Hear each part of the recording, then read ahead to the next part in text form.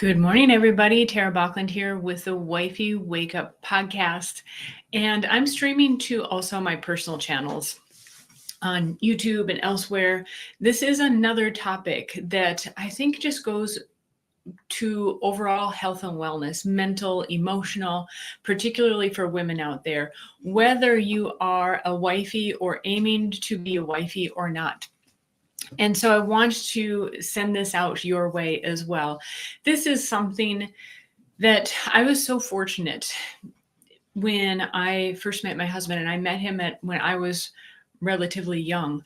And I was so fortunate that he saw and recognized the innate value in having a woman, a wonderful woman in his life, and that it wasn't about physical or monetary exchange, that it was really about what we could bring to each other's lives. And thankfully, I learned from that as well, coming into his family and really absorbing that in the environment as well. And it's not to say that I think that that was in my family of origin as well, but there was such an emphasis in society about women going into being in the marketplace, being equals with men, that it kind of pushed aside that innate sense of just being value in what you can bring intrinsically because you are a woman. So today's topic is women. What is your value? And please like, comment. I'd love to hear your comments. Share. If someone come to mind, share this with them. And of course, subscribe. And men, if this is something that you wish more women knew, please subscribe and share as well. I appreciate it. And I love hearing from you as well. It's helpful to hear from the men's point of view as well. So, like I said, I was really fortunate that I came into a family that my husband was raised in a way to really appreciate just innately what a woman brings to the relationship. And it wasn't about what I could bring financially, what I could bring physically, perform, do. Of course, all those play a role. But what I'm getting at is it wasn't market based. So much of our emphasis, particularly for women, I'd say since a bit before my generation and beyond. So my generation, I've heard is called the Zennials. I can relate to the Gen Z and the Millennials. And I'd say this probably began more even in the Gen Z era as well. Yes, Gen Z. Gen X, sorry. Gen X. The Z, I would say Z because Zennials, but it's with an X. That's why it sounds like Z. So I can relate to the Gen X and the Millennials. And there's much more, I think, deliberately or not, an emphasis put on the market value that women can bring to society in a way by them becoming more equals with men.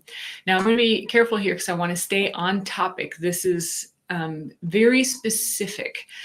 So what I'd like to point out is what makes someone more valuable.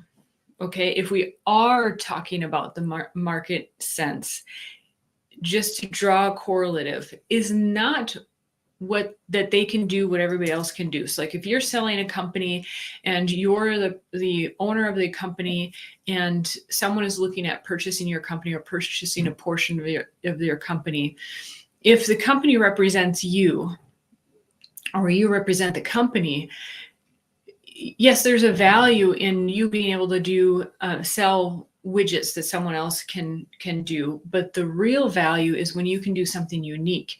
You have a unique widget, a unique piece of software. You have a sales system that just works tremendously.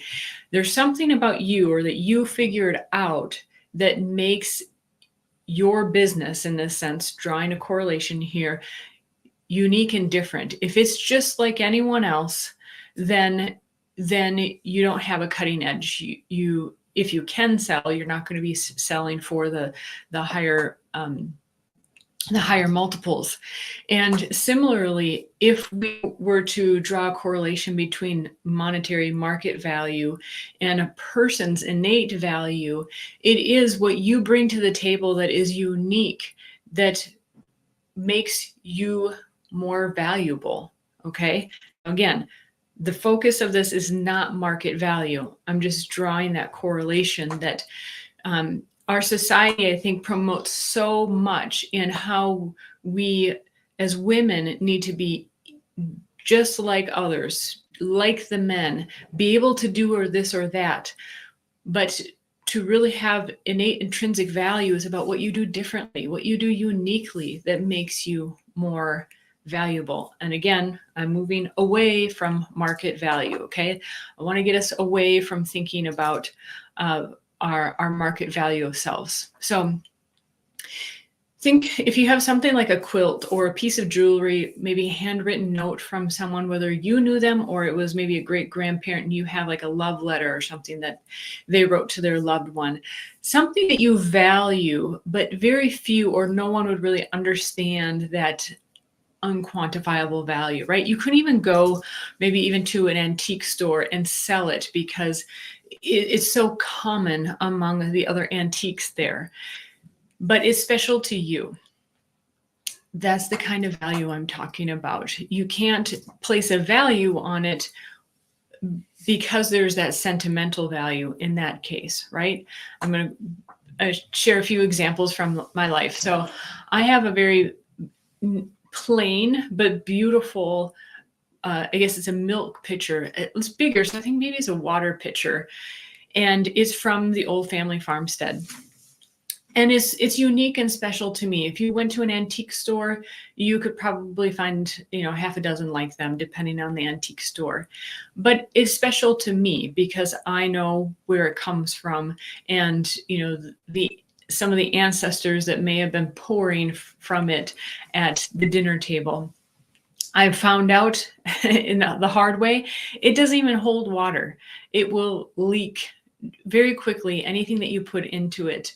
So it doesn't serve a purpose anymore other than I have it up on a cabinet and it looks really neat. And when I see it, I know the value of it. Another example that is that's very sentimental to me is I have a beach towel that I got when I was probably about 8 years old. My grandma and grandpa took me and my cousin, who was my best friend at the time, to Florida. It was our first time in Florida. It was the first time going to the ocean. And it's a silly beach towel. And it's so thin these days. I mean, it would still soak up water. It's still purposeful, useful in that way. But it has more value to me. I mean, you could just give it away. You couldn't even really sell it these days, the condition that it's in. And it has a really silly saying on it. I won't even illustrate it. It's more funny between me and my grandma, I think, who fortunately is still alive, and we can share in those memories still. But it has value to me. I have it kept away in a plastic box where it hopefully can't degrade much more. And when I do see it, if I do pull it out, it helps to refresh those memories even more than if it was just left to my memory. So that has more value than what you could only give it away these days, I'm sure. But it has a lot more value to me. And so I want to correlate this to your value as a woman. And your value as an individual is not related to what you can bring to commerce. There's been so much focus put on that. I just want to help separate those concepts in your mind, because this is something that was really helpful and valuable to me. I still work at it these days. It's so ingrained in our culture or society, how so many of us were brought up. And I think this is why we've lost touch with, we've turned into women who, because I think the value has been placed on the monetary sense, the intrinsic, the innate, the value that you cannot put a price tag on, that you can't even quantify, has been pushed aside. And so it is about exchange, right? It's just this for that. And I think that, and in my experience, in my observation, that women actually value themselves so much less, much less, because the focus is on monetary and market value, and especially in their bodies. So, women have been involved in commerce really since the beginning of time. They've been working from home on the farmstead, maybe taking things to market, and but primarily doing things within their community. And so many things, even 100, 200 years ago, over this period of time, have been moved into the commercial marketplace, the Industrial Revolution, right? And during that time, the work that the women used to do moved into the factories, and therefore women, if they could not make an income otherwise at home, also moved into the factories. And what was very challenging is, of course, it's very difficult to raise kids when one or both parents are occupied and away from the home. Okay, being careful not to go too off on too many tangents here. That's a topic for another day, but that's just a matter of fact, right? And any woman who works outside of the home, or even inside of the home, but anyone who works specifically outside of the home, any woman, knows that you essentially have two jobs, right? If you're not really equally sharing in all the duties, and especially if you're single mom, that is going to fall on you. But basically what I'm saying there is the home duties are another job. And again, that's a topic for another day. But I think what we've lost in the last, let's say, 150 years is particularly in more recent history, is the appreciation for what goes into making a home and what a woman can intrinsically provide by her natural innate way of being. Hear me out here. So these are things that they're so valuable that you can't put a price on it. And I'm just going to add one to the list that I just came up with. So these are things that you can't really put a price on. I mean, yes, you can hire people to be caregivers, nurses and so forth, but it's not the same as having that person who loves you doing these things, being there for you. So I want to emphasize, even though a number of these things are going to be things that you do, it's more than what you do. It's what's involved. It is the love that is put into the cake, not just the cake, right? You can pick up a cake at the grocery store, but it's the cake that is made with a lot love, thought, and intention. It has a special change to the ingredients just for you. Maybe it's your ability to foster interactions that are so heartwarming that the love radiates out even further. I know a woman like this, where you have an encounter with her, you might not have seen her for a year, but you feel so much genuine love and appreciation that you can feel like you're sparkling with that, and then that's just spreading onto others because you've had this wonderful encounter. Maybe it's your ability to listen in a way that people feel truly heard, and they won't open up to anyone else like that. That is a extremely valuable innate quality. And I'll recognize these are qualities that men can have as well, but they're innately feminine. And that's what I'm focusing on. I'm not focusing on trying to make everything equal and balanced. Believe me, it's a part of my nature to do that. That's why it's been so hard for me to focus in on and appreciate these innate qualities in me as well. And I think we've lost this in our culture, and we've lost so much as a result. Also, maybe it's your ability to pick a gift that is so particular to that person that it amazes them. They're almost like, how did you know this? But because you slow down, pay attention, and really get to know a person and care, that, it's very, very particular and very special. Maybe you can spot something unique and beautiful in another person, especially a woman, and compliment her on that. And maybe you can see what others don't see. Again, it's a tuning in, it's a slowing down, it is a caring that I think we need to slow down a little bit more again in our society to tune into again. Maybe you know just what to say to comfort someone at their most challenging times. That can be really challenging, right? I mean, maybe you're at a funeral and of course someone just lost someone, right? And saying the right thing it can be the difference of one word or the tone of voice. But maybe you have an innate ability to tune in, to be present in the moment and tune into that person and be able to sense what is the right thing to say or not say as well. And maybe or you are someone who is able to verbally or physically touch, I think of a massage therapist in this sense, someone who is notoriously untouchable. I mean, untouchable maybe in the emotional sense, and touching them with your words, your presence, and maybe even physical.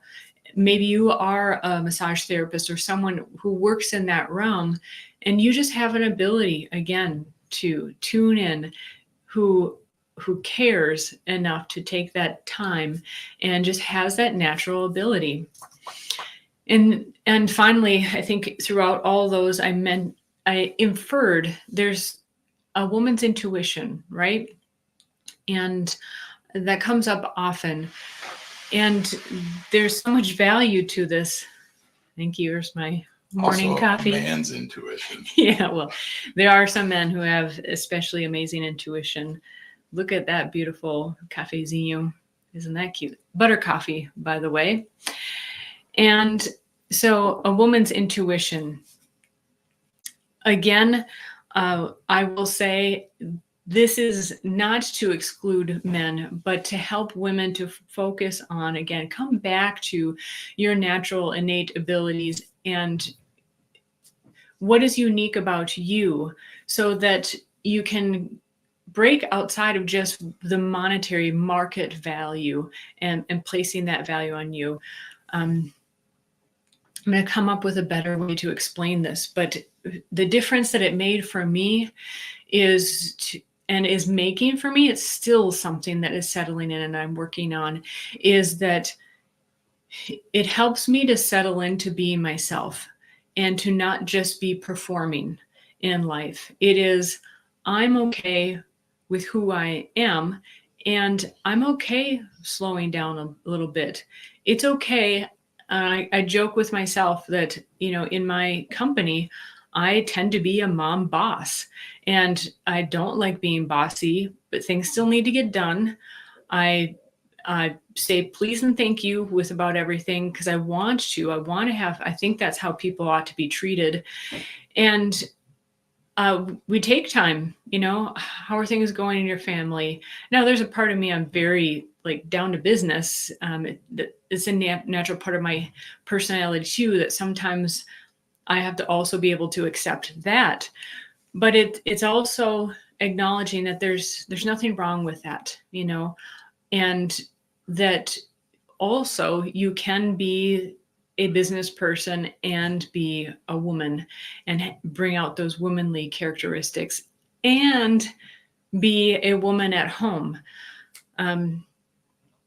There's so much I want to say, and I'm already past 15 minutes, which I try to limit myself to 15 minutes so I can focus on a topic. But I really want to emphasize the difference that this can make when you are a woman in particular, that deep down inside, you really feel and that you're womanly, but it feels like you need to perform like a man. And especially if you have any significant level of accountability and productivity in your personality, that can easily overcome. It's okay to,